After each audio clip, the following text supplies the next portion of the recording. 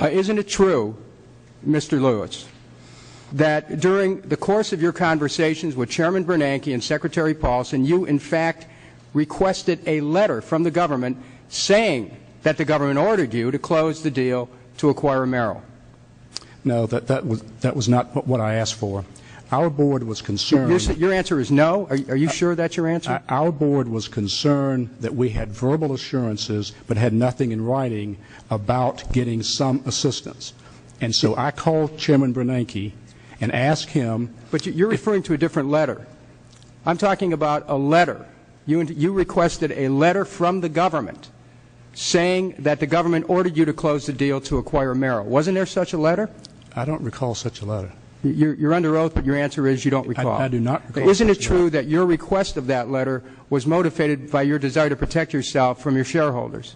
Well, sir, if I can't recall it, I can't answer the second question. Well, our investigation reveals that Chairman Bernanke believed that your request for such a letter was motivated by a desire to protect you from shareholder lawsuits, as demonstrated in this email from Chairman Bernanke to the Fed's General Counsel on December 23, 2008. And I quote, he, speaking of you, Mr. Lewis, said he now fears lawsuits from shareholders. He, speaking of you, Mr. Lewis, still asked whether he could use as a defense that the government ordered him to proceed for systemic reasons. I said no, unquote. This is from Chairman Bernanke. We would hope that a CEO would have both a good memory and the integrity to take responsibility for his decisions. Mr. Lewis, you stated in response to my previous question that you did not recall asking for a letter from the government stating that Bank of America was ordered to proceed with the purchase of Merrill Lynch. I want to direct your attention to an email response from the Fed's General Counsel to Chairman Bernanke's email, which I previously disclosed. Mr. Chairman, says, I don't think it's necessary or appropriate for us to give Lewis a letter along the lines he asked.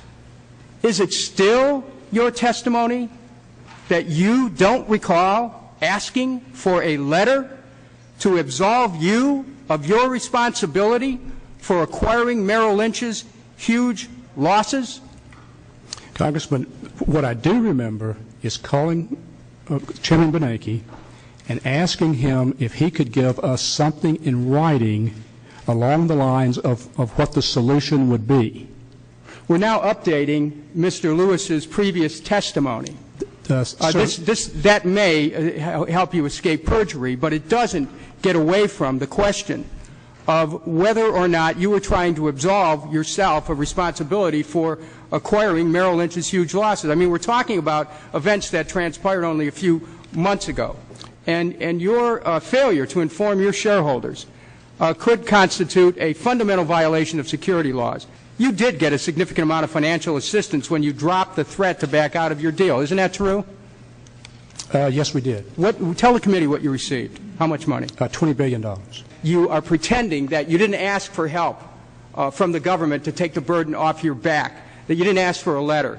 You're going to have to excuse me, but this is not credible. You're trying to change the scenario from you as a victim to you as a powerful CEO who made a decision that denied your stockholders, your shareholders, material information that they needed prior to a vote on a merger. And I think that is the central point of this hearing, and I'm sorry that you haven't been forthcoming enough about that central point. Yield back.